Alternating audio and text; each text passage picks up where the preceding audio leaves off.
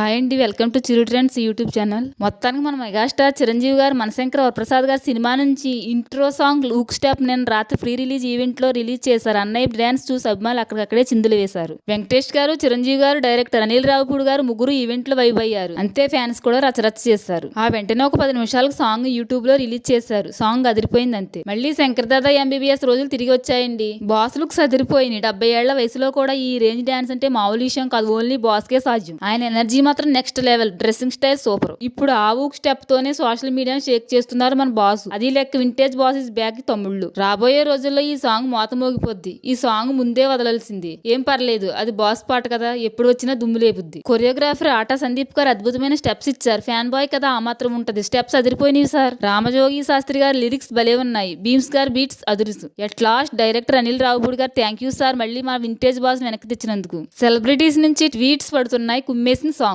Boss మేనియే మొదలైంది. ఇంక theatre లో ఈ సాంగ్ కి రచ్చరచ్చే ఆ లెవెల్లో ఉంది మరి సాంగ్. వన్స్ అగైన్ అన్నయ్య చిరంజీవి గారు డాన్స్ తిరగదీశారు. జనవరి 12 అభిమానులకు పండుగ. ఇంకా మెగా ఫ్యాన్స్ మరి మీకు సాంగ్ ఎలా అనిపించిందో కామెంట్స్ లో చెప్పండి. అంతే అండి, మరి థ్యాంక్ యూ.